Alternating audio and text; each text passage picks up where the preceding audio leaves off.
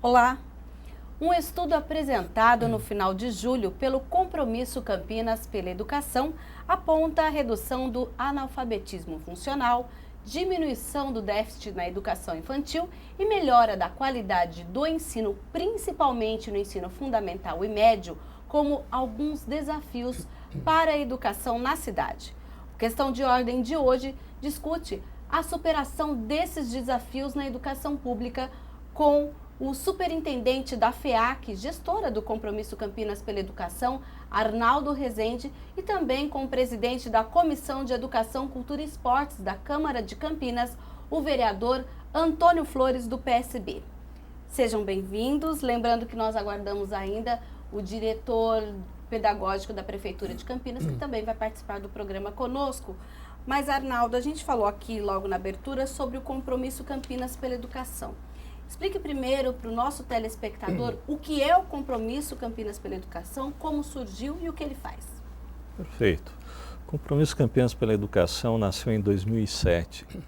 A FEAC, entendendo que a política pública da educação é vital dentro do contexto do serviço social, achou por bem criar uma ação objetiva dentro do seu portfólio de serviços que mobilizasse a cidade como um todo, levantando as questões do ensino e aprendizagem. Objetivamente, a questão central do Compromisso Campinas pela Educação é transmitir à sociedade as informações sobre o sistema educacional e fomentar para que a sociedade participe, junto ao gestor público, do sistema, visando, obviamente, a melhoria da qualidade do ensino e aprendizagem. Então, o compromisso esse ano vai completar 8 anos, em novembro próximo. Dentre várias ações, há cerca de 2 anos foi constituído o Observatório da Educação. É um núcleo com especialistas que juntos decidem vertentes de pesquisa para subsidiar tanto o gestor público quanto todos aqueles que desejam participar da melhoria do ensino público com informações específicas da cidade de Campinas. Sim. Agora a gente vai entrar especificamente nos resultados e eu já vou começar com uma pergunta aqui para o presidente da comissão, inclusive que aqui pela Câmara Municipal participou aí do Plano Municipal de Educação, e a gente está falando aqui em termos de educação municipal. Vereador Flores, no relatório Dados sobre a Educação de Campinas, um panorama social, econômico e educacional, que foi apresentado lá no Compromisso Campinas pela Educação, o documento cita uma questão da infraestrutura das escolas públicas da cidade. Segundo o Observatório da Educação, que é esse grupo que o Rezende acabou de mencionar, um estudo feito pelos professores Dalton Andrade e Joaquim Soares Neto, indica que somente 12,8% de um conjunto de 727 escolas avaliadas aqui na cidade apresentavam infraestrutura adequada em 2011, enquanto 56,1% tinham infraestrutura básica e 31,1% somente um nível apenas elementar de infraestrutura. Quando a gente fala em infraestrutura, é ter biblioteca, laboratório, água, banheiro, quadra esportiva, laboratório de ciências e outras dependências. Com esses dados, a gente pode dizer, vereador, que Campinas ainda precisa avançar muito, sendo que muitas vezes a comunidade, por exemplo, briga por uma quadra coberta, por exemplo. Claro, primeiro eu queria saudar você, Mirna, e em teu nome, todos os ouvintes da questão de ordem, saudar o meu amigo aqui, professor Arnaldo Rezende, a quem tenho participado desde o começo dos trabalhos, né? Tive a oportunidade juntamente aqui, em primeiro lugar na Câmara e também lá no prédio da FEAC, estarmos juntos em algumas oportunidades. Mas você tem razão, Mirna, porque quando se fala de educação, tudo que você faz ainda é pouco.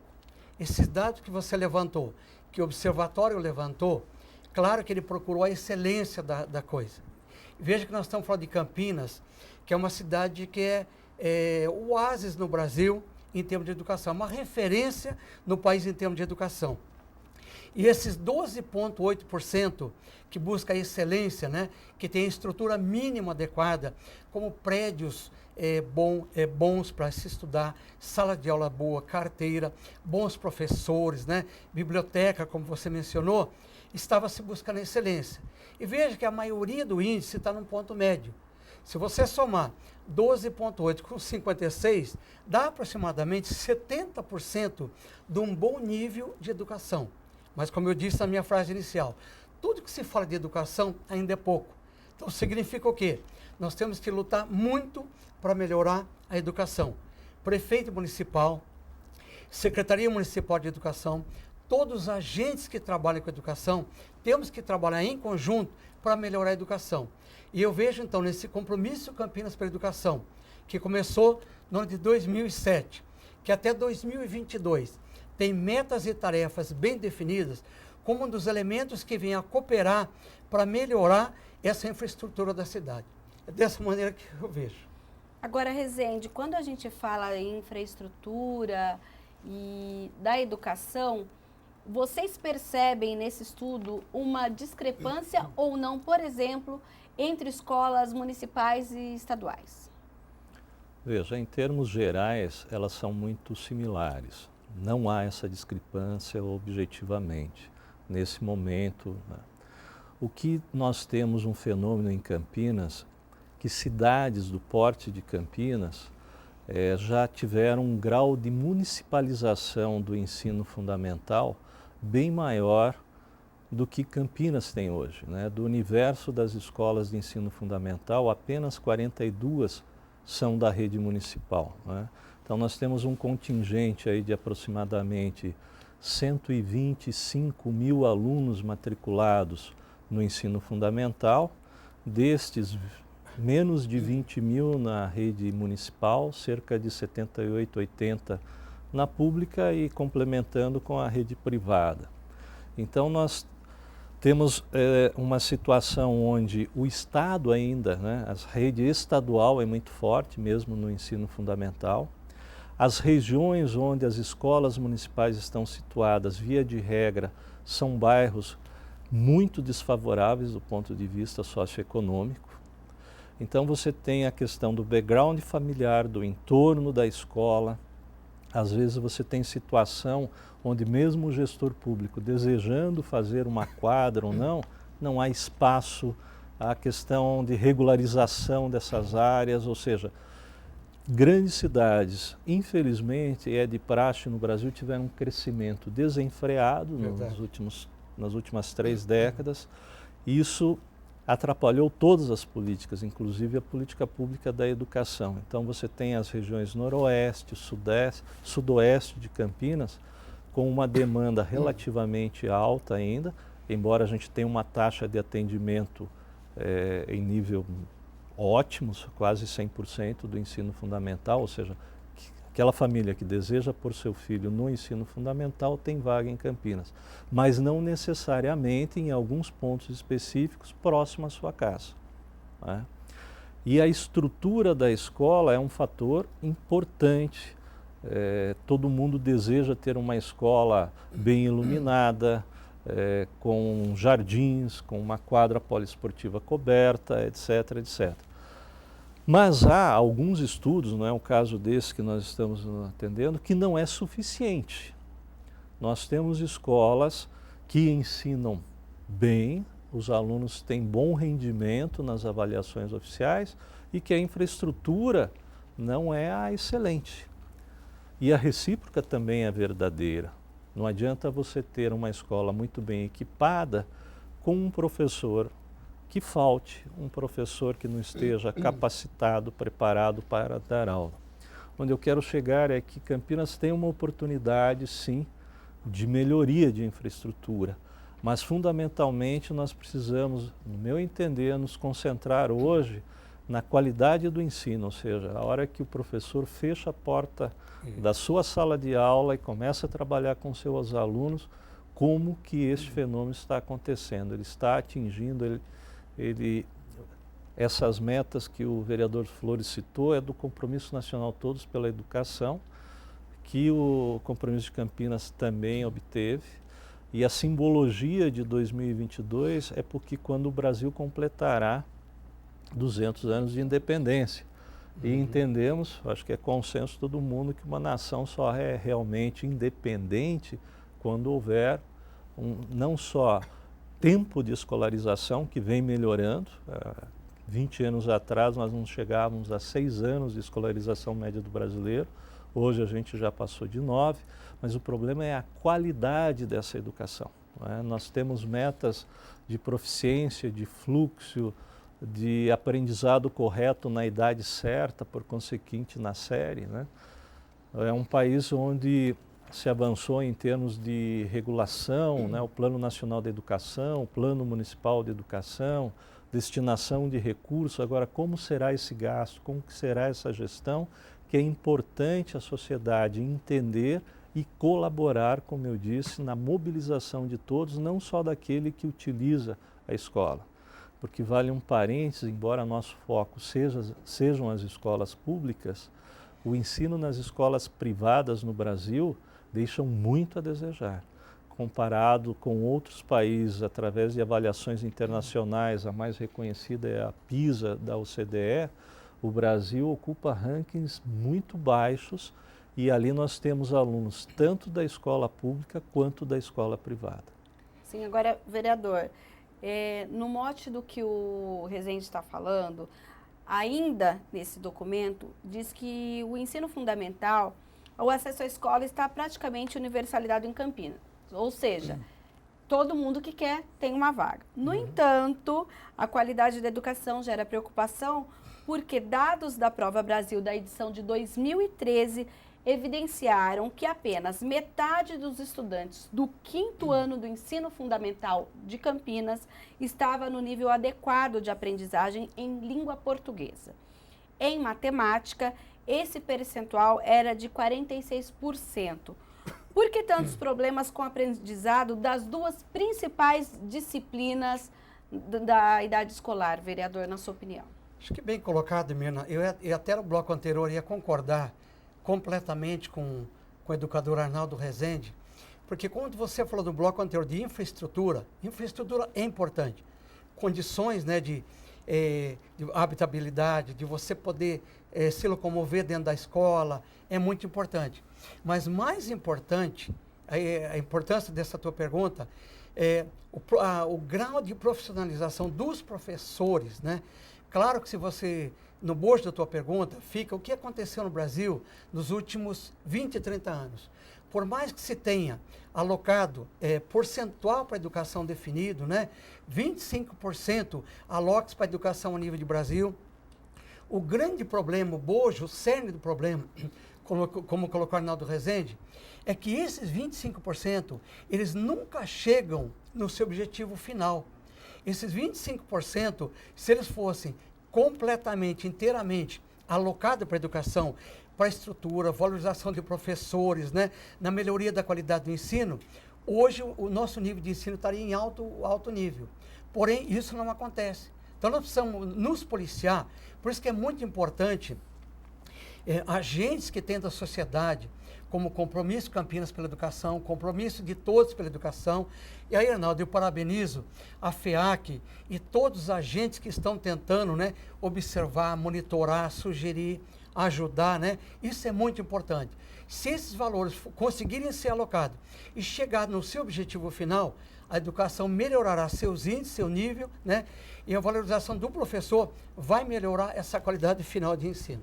Então, na sua opinião, esse número de 50% de língua portuguesa e matemática, 46%, é devido às questões que vão diretamente no ensino do professor, é isso?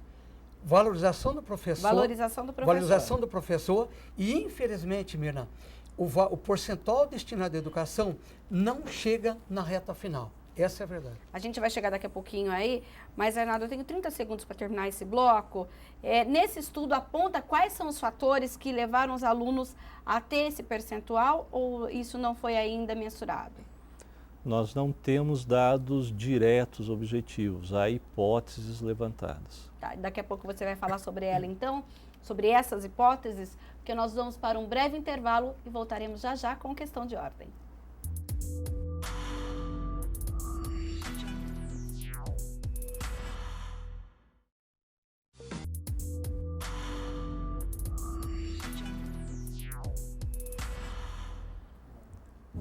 Estamos de volta com o segundo bloco do Questão de Ordem de hoje, que discute os desafios para a educação aqui em Campinas. E o Arnaldo citou esse desempenho dos alunos em português e matemática, falou de algumas hipóteses que levam a esse baixo rendimento. Quais são elas? Olha, antes de citá-las, eu queria complementar com a seguinte informação. Ao 9º ano, que nós já temos implementado o ciclo de 9 anos dentro do fundamental, a situação é muito pior. A gente falou do 5º até agora, exatamente. Né? O 5º, como você mencionou, aproximadamente 50%, um pouquinho menos de matemática, atinge um nível adequado. No 9º ano, em matemática, 12% apenas. Apenas 12%. Em português, 25%, 26%. Muito baixo. É muito baixo. Né?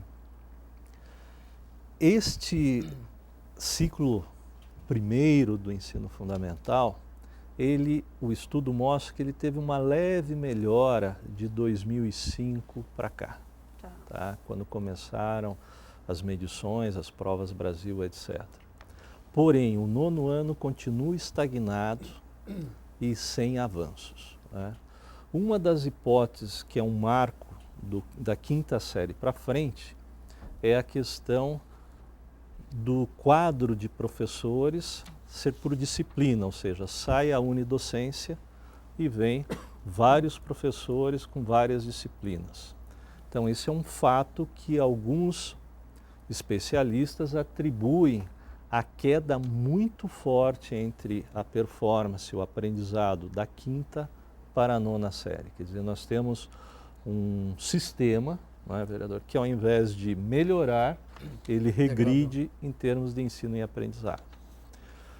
Em termos absolutos, por que nós não temos ainda números melhores? Uma das hipóteses levantada é a questão do efeito família, o background familiar. Ou seja, é provado que as crianças cuja mãe tem o ensino médio completo tem no mínimo 10, 11% a mais de proficiência. A influência da família. Exatamente, é o que nós chamamos de background familiar. Base familiar. Se nesta casa que as crianças residem tem no mínimo 20 livros, ela também tem uma performance de quase 10% melhor. Né? Então tem uma série de fatores que quando você vai para escolas situadas em bairros com uma condição socioeconômica um pouco mais favorável, ele puxa a média para cima e, obviamente, o contrário em bairros mais desfavorecidos. Então, a questão da família ainda, o fator familiar é um fator importante. E quando a gente fala de escola pública, rede municipal, estadual, como eu já disse, a municipal principalmente, está presente nos bairros mais desfavoráveis de Campinas. Quando você analisa lá o dado no fim do ensino fundamental, na 9ª série, que eu já disse muito ruim, você tem um fator também da falta de professores. O professor de matemática, química e física, hoje, é muito difícil de você encontrar. Você encontra professores dando aulas não da sua disciplina de origem. Faltam muitos professores. Quando chega no ensino médio, esse problema só se amplia ainda mais. Por exemplo, ele não tem um professor de matemática, ou então vai ter um pedagogo e acaba pegando aquelas aulas. Um professor de geografia, bacharelado em geografia, dá aula de matemática, dá aula de química, porque não há um professor. Isso? A lei permite. Não em termos continuados, né, professor substituto, etc. Enfim. tem fatores que, infelizmente, ainda em cidades como Campinas, de nós chegarmos em abril, maio, ou seja, 3, 4 meses após o início das aulas, e a criança nunca ter tido uma aula de matemática, de física ou de português, porque falta esse professor ainda, não foi alocado para aquela escola, né? E aí você analisa questões, por exemplo, voltando às questões que são hipóteses do baixo desempenho. As escolas com menor IDEB são as escolas que têm o maior turnover de diretores. Ou seja, a estabilidade do quadro docente com o quadro diretivo da escola não é fator determinante, mas é fator importante na melhoria do ensino e da aprendizagem. Sim. Né? Então você tem um círculo vicioso que uma escola, entre aspas, problema, não atrai diretores. O diretor tem dificuldades, nós temos problemas de segurança, infelizmente. Sim. É fato, que influi no entorno da escola, de acesso. Quando você vai para o ensino médio à noite, há professores que se negam a dar aula em determinados dias do mês, etc., etc., porque aquele entorno se torna perigoso para ele chegar lá e dar aula. Então, há uma série de situações extra-escola que também explicam o ensino e aprendizado. Não estou, em hipótese nenhuma, retirando a responsabilidade dos professores em, primeiro, darem aula e, segundo, darem uma aula de qualidade. Um fato que desagrada muito e não é privilégio de Campinas, infelizmente, é um número que várias cidades têm, é o alto índice de absenteísmo diário, ou seja, falta de professores cotidianamente nas escolas, né? Nós não temos ainda números oficiais, estamos buscando levantar esses números, infelizmente eles são altos. Imagine uma organização, seja ela qual for, onde 20, 25% da sua força de trabalho não vai todo dia. Agora, vereador, a gente falou em um outro programa a respeito de violência contra professor. Isso. E nisso eles colocaram que é uma das profissões mais estressante, o que, em tese, justificaria número de faltas, de pedido de mudança de escola, pedido de afastamento. E aí, mas nesse contexto, como fica a educação, o aluno que tenta, de alguma forma, obter o ensinamento, ou muitas vezes essa alternância, ou mesmo essa falta de professor, acaba desestimulando o aluno? Olha, até eu queria concordar no bloco anterior com o Arnaldo Rezende, porque eu penso exatamente igual ele acabou colocando aqui. Fatores externos estão influindo também na educação, além do fator econômico, que eu falei no bloco anterior. Sim. Além da falta de valorização do professorado, se você compara nível de professor de 30, 40, 50 anos atrás, não dá nem para se comparar com o nível dos dias de hoje. Então o erro já está na faculdade, é isso? Ele já está no ensino básico, antes da faculdade. Que na faculdade você pouco aprende. Não, eu estou dizendo o professor que fez aí o seu bacharelado, a sua licenciatura. Sim, sim. O problema já está lá. Na faculdade, menina, é especialização. Mas a diferença do aprendizado, desde o ensino básico, do ensino fundamental, de 30, 40, 50 anos atrás, é grotesca para os dias de hoje. Aí você vai para... Mas por quê? As pessoas hoje são menos inteligentes? Claro que não. Não é isso. Aí entra outros fatores externos influenciando na educação, principalmente, Arnaldo tocou num ponto que eu concordo, em gênero, número e grau. Problema de segurança hoje, principalmente nas periferias. Então, é um problema governamental de olhar de forma muito mais genérica, muito mais geral, para a coisa como um todo, né? Como é que você vai influenciar na educação? Como é que você vai incentivar professores a querer ir aprender a ser professor para poder dar aula? E isso aí não está somente na área da educação, está também na área da medicina, veja na área da saúde. Médicos também não querem ir para a periferia, outros profissionais não querem ir para a periferia. Educação não é diferente. Claro que o Arnaldo disse bem, não é que somente o nível menor esteja nas periferias, não é isso. até em regiões medianas, também existe essa diferença. Mas eu acho que perpassa, então, por você olhar o conjunto como um todo, olhar a segurança, motivar professores a vir a querer ser professor, aí incluiria o quê? Salário melhor de professores, precisa valorizar os professores, oferecer um salário melhor. Antigamente, se você comparar o nível de salário de antigamente, o professor ganhava como um doutor qualquer hoje. Hoje, a média de 2, 3, 4 mil é muito baixa. Então, não motiva... Isso o senhor está falando em termos de professor do Estado ou municipal? Dos dois. Dos dois, Do tá. Estado. Não foge muito da média, né? Professor municipal acaba até ganhando, percebendo mais do que professor estadual. Mas não motiva hoje. Antigamente, um professor era chamado como um doutor. Entrava na sala de aula, era tido como deferência. Todo mundo ficava em pé para recebê-lo. Ou seja, o nível era diferente. A prova matemática do que eu estou falando, Mina, que naquela época você podia entrar na faculdade quase que sem cursinho, entrava direto, porque o nível de escolaridade, o nível dos professores era muito grande e hoje decaiu muito. Então, juntando segurança com mais a qualidade do professorado, precisa investir muito na qualidade do professor. Isso está impactando diretamente na educação nos dias de hoje, nesses níveis que o Arnaldo Rezende acabou de colocar. Essa é a minha opinião.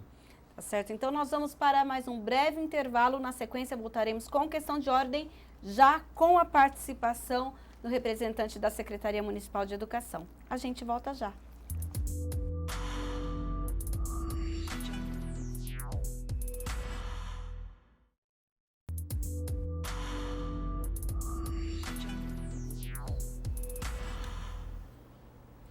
Estamos de volta com questão de ordem, que a partir de agora conta também com o diretor do Departamento Pedagógico da Secretaria Municipal de Educação, Juliano Melo. Seja bem-vindo, Juliano. Obrigado. E você estava aqui assistindo um pouquinho do segundo bloco, né? Sim. Nesse contexto, eu queria que você falasse essa questão que o Arnaldo, o Rezende mencionou no segundo bloco, falando a respeito da proficiência dos alunos dos nonos anos, porque o ensino fundamental também compete ao ensino municipal e o ensino médio apenas ao estadual. No que diz respeito, então, a que os alunos aprendam realmente a língua portuguesa, a matemática, o que a Secretaria Municipal de Educação tem feito a respeito? Olha, na verdade nós temos dado, né, toda a ênfase e apoio à qualificação dos nossos professores, né, nos que atuam não só em língua portuguesa, em matemática, mas também, enfim, todos os componentes disciplinares, né, e isso vem a partir de uma política, né, já instituída e que vai cada vez mais, né, sendo fortalecida de formação, onde os nossos profissionais eles recebem, né, o apoio, seja em grupos de formação, em grupos de estudo ou grupos de trabalho e mesmo em cursos, através da nossa coordenadoria setorial de formação. Isso tendo em vista, né, as especificidades da língua portuguesa, da matemática, mas também dos outros componentes curriculares, né?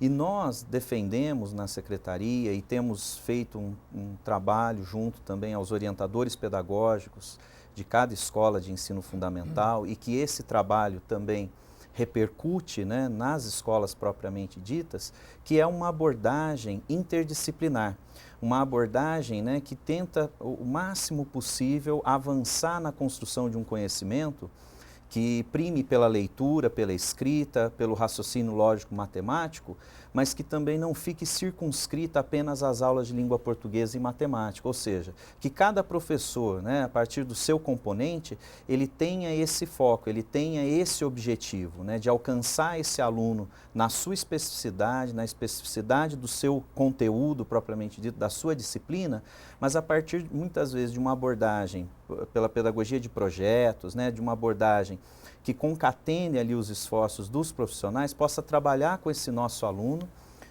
gerando esse conhecimento significativo que o leve a ser, de fato, um melhor leitor, um melhor escritor e que tenha, né, o seu raciocínio lógico-matemático mais bem trabalhado, mais bem desenvolvido, nas diferentes áreas. Sim, agora quando a gente fala de hipóteses, Os dois convidados mencionaram no bloco anterior problemas como rotatividade de diretores e professores e também falta de professores, principalmente nas escolas da periferia, assim como acontece, infelizmente, na área da saúde. A Prefeitura de Campinas sente isso também na educação? De certa forma sentimos, né, porque fazemos parte desse contexto, e a Prefeitura, de certa maneira, ainda tem, né, uma espécie de alento nesse sentido, que é a figura do professor adjunto, né, que é um professor concursado, né, nos diferentes campos de conhecimento, né, nas diferentes disciplinas, e que ele, então, pertencente ao quadro de profissionais efetivos, ele vem cobrir, né, as faltas dos profissionais, né, que têm a turma especificamente, né? E isso, enfim, nos traz aí, né, uma contribuição significativa na constituição do trabalho, né? E para além disso, e eu, né, ouvindo aqui a fala do professor Rezende, enfim, nós vivemos, de fato, uma crise do magistério, né? De certa forma, os profissionais, muitas vezes, formados hoje, mesmo nas licenciaturas, e tem diminuído o número de profissionais formados em licenciatura, mas que não optam por seguir a carreira no magistério. E ainda considerando, né, que, por exemplo, a rede pública municipal, ela tem aí, né, um salário, né, que se destaca nesse cenário, não só da região metropolitana, até em nível nacional. É um salário extremamente convidativo para os profissionais. Isso, é claro, de certa forma contribui, inclusive considerando que os nossos quadros de professores, né, boa parte dele é formado por profissionais que já têm mestrado e até mesmo doutorado, mas a gente já vem sentindo também, nos últimos concursos que estão sendo feitos, essa diminuição do interesse, né? E quando também do ingresso desse profissional, passado um certo tempo, muitos acabam exonerando, né? Semana passada mesmo, infelizmente, recebemos a notícia de mais 2 professores, né, que recém-ingressados nesses últimos concursos que a atual administração fez, optaram por exoneração, né? E isso, enfim, nos coloca muitas vezes numa situação, né, que a gente tem buscado solução, mas que acaba se repercutindo e muitas vezes levando, né, a uma situação, a algo que a gente não se sente tranquilo ainda, né? Mas vamos procurar sempre atender. E quando acontece isso, a substituição demora um pouco, tem que chamar outros concursados, tem uma burocracia, não é isso? Perfeito. Os trâmites de concurso, né, quando assim não ocorre nenhum tipo de intercorrência, eles vão aí para 45 dias, né, que é o tempo desse profissional ser chamado, apresentar a documentação e até ele passar pelo exame médico e assim sucessivamente. Mas muitas vezes alguns acabam fazendo uso da legislação que lhes permite isso, prorrogando um pouquinho mais, dada algumas características também, né, para solução de questões pessoais, mas enfim, nós temos pelo menos aí um gap de 45 dias. Sim. Agora vamos falar em um dos pontos que dissemos aqui no começo do programa, que trata da educação infantil, que é a falta de vagas em creches. O que a Prefeitura tem feito? Lembrando que, a não ser as particulares, na gestão pública, a Prefeitura é a única responsável por esse tipo de ensino. Sim. Bom, nós temos atuado aí desde o início dessa gestão, entregando ou terminando de entregar agora, né, em julho de 2015, 5 unidades de educação infantil, né, e estando previstas mais 3 unidades até começo de 2016, né. No total, né, dessas 8 unidades, então, isso até começo de 2016, e mais 4 ainda para o ano de 2016. Então, desculpa, totalizando mesmo, serão 12 unidades novas sendo entregues até o final de 2016, até o final dessa atual gestão. O que vai repercutir aí em 3.500 novas vagas, né, criadas só pela entrega de novas unidades. Mas, além disso, através de um trabalho, né, que já vem sendo desenvolvido aí desde 2013, de muito planejamento e de reestruturação e reorganização da estrutura que já temos, já estão sendo criados, ou já foram, melhor dizendo, criadas mais 3.800 vagas. Então nós vamos ter aí algo em torno, até o final de 2016, de 7.300 novas vagas na educação infantil e mais especificamente nessa faixa etária de 0 a 3 anos, né, que é onde o déficit ele acaba se avolumando, né. Lembrando também que muitas vezes esse déficit, né, ele é flutuante, né, flutuante, tendo em vista o quê? Que em muitos lugares onde você não tinha o cadastro de crianças até então, porque nem centro de educação infantil existia lá, como é o caso agora recentemente do Jardim Bassoli, né, que foi inaugurada um centro de educação infantil lá. Então você causa nesse lugar, né, o cadastro das famílias, né, o interesse das famílias em buscar a vaga para suas crianças. Então nós trabalhamos de fato com uma demanda imediata e que nesse trabalho mesmo de construção de novas unidades acaba suscitando e trazendo até mais demanda. Mas o que nós temos avaliado, né, no tempo é que com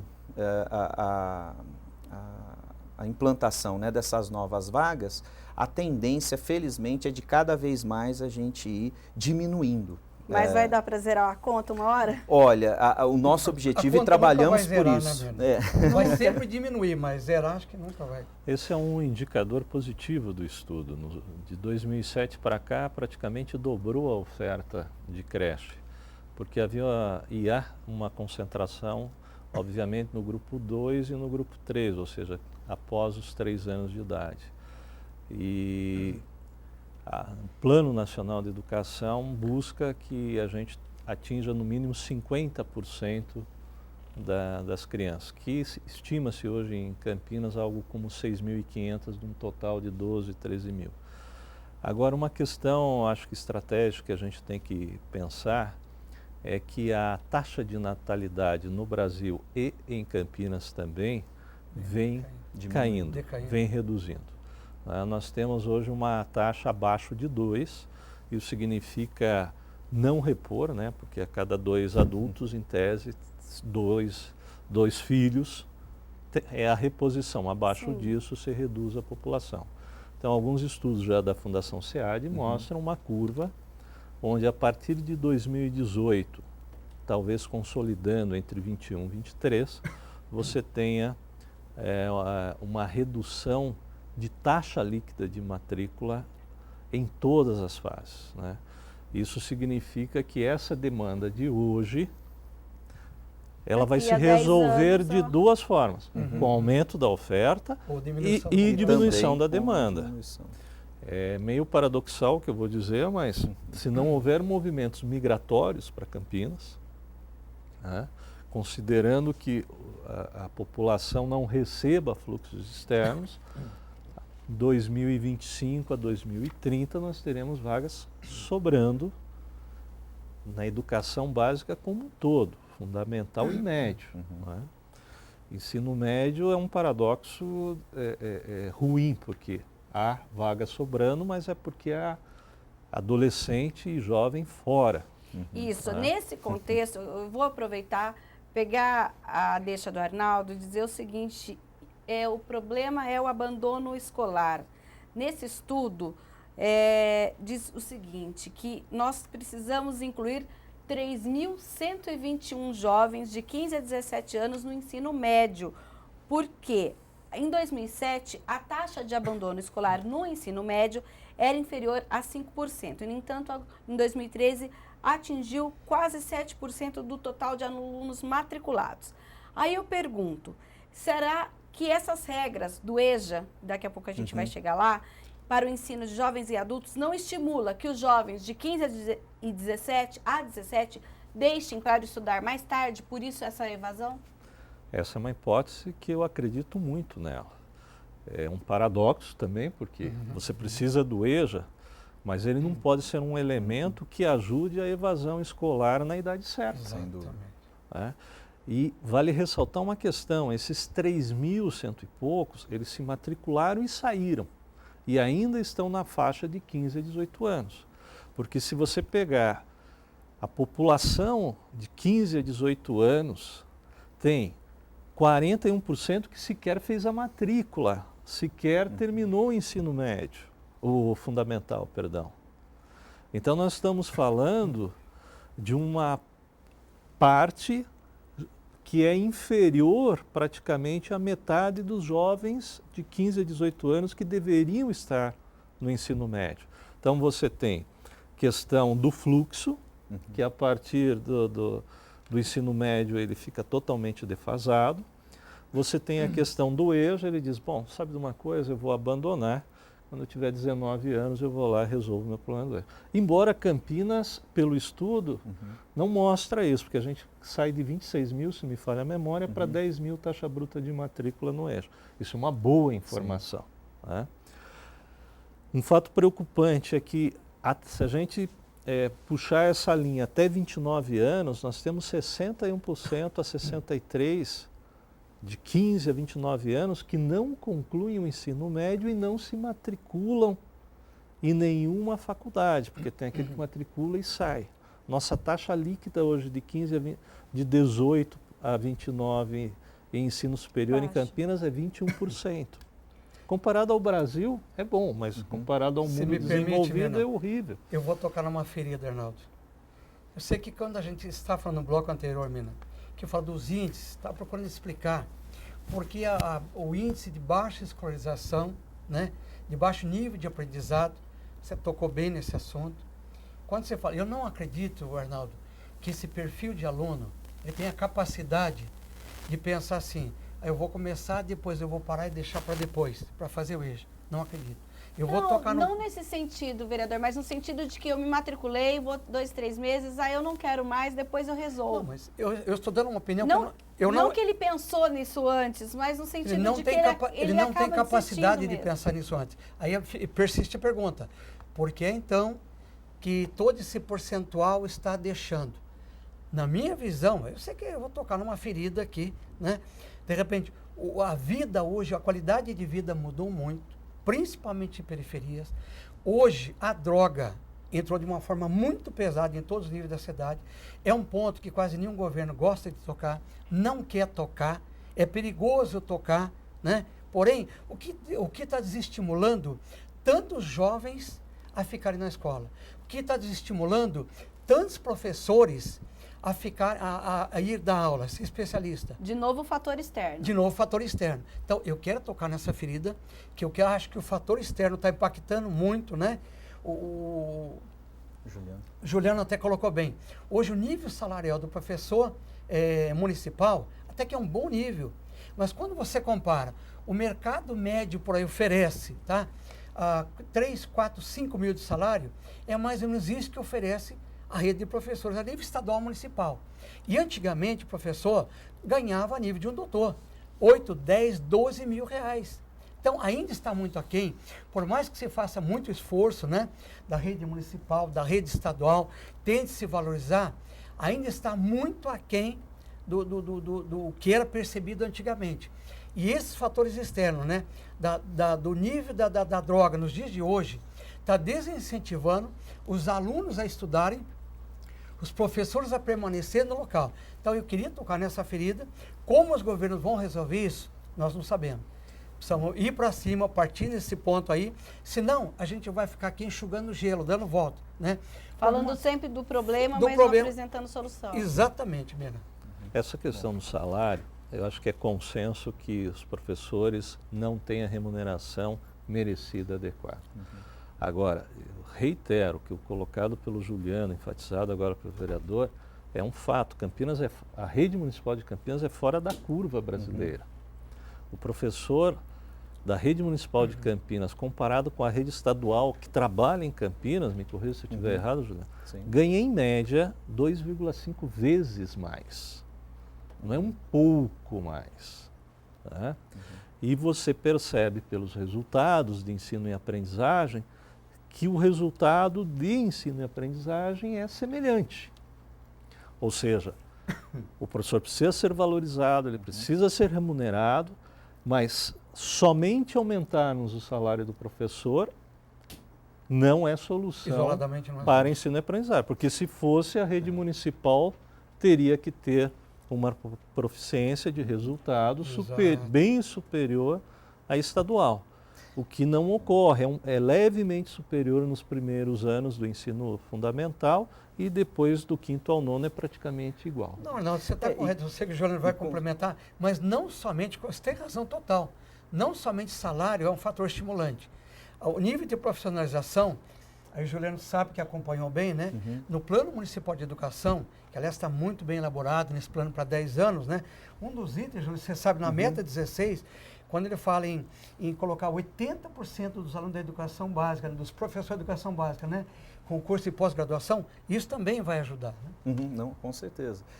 E há que se considerar também, né, e o certo cuidado, né, desses comparativos, né, entre a rede municipal, a rede estadual, até por conta também da progressão continuada, né, que influencia também e que traz, de certa forma, né, um peso para esses resultados, né. A rede municipal, ela não adere, por exemplo, né, à progressão continuada, né, o que repercute em quê, necessariamente?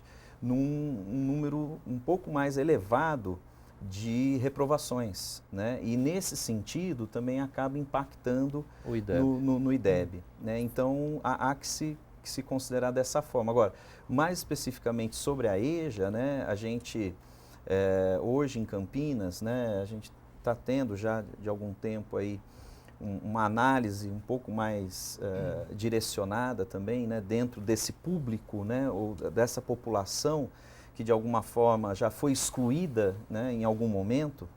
E aí nós estamos, né, já com ações desde a FUMEC, que é a fundação que cuida dos anos iniciais, né, até ações inovadoras nesse sentido, lá com a FUMEC, de atender essa população de uma maneira cada vez mais qualificada, e também na EJA 2, né, na EJA dos anos finais, olhando, né, para um dado que nos preocupa bastante, onde, por exemplo, o Tribunal Superior Eleitoral, né, nas suas estatísticas, aponta que em Campinas, isso dados de 2013, nós temos algo em torno de 200 mil pessoas, né, com o ensino fundamental incompleto, algo em torno disso. Então, esse para nós é um grande desafio, a ponto de que... E hoje tem quantos matriculados? 3.500 pessoas hoje, né, matriculadas na nossa EJA dos anos finais, né, de sexto ao 9º ano. Então, realmente nós queremos, né, buscar essa população, até porque Campinas é uma cidade emblemática nesse sentido, né, de produção de conhecimento, de ciência e tecnologia, e não pode, de certa forma, continuar mais convivendo com esse cenário, né, porque, e aí a gente sempre diz, né, o sucesso da EJA é o seu fim, né, e como enfatizou, né, muito bem o professor, a gente busca justamente isso, que cada vez mais esses números se reduzam, mas se reduzam na medida que equalize, né, ou a gente diminua o máximo possível até a eliminação da distorção idade-ano, né, e regularize a escolaridade das pessoas. A gente tem 30 segundos, infelizmente, e hoje, em uma frase, é possível falar como, então, vencer esse desafio? Mobilizando toda a sociedade. Vereador. Valorização do professorado. Juliano. Muito trabalho e dedicação, com bastante profissionalismo e competência. Tá ótimo, então agradeço a participação de todos e com certeza os desafios da educação é um tema que vai voltar aqui para o Questão de Ordem e você vai acompanhar conosco até um próximo programa.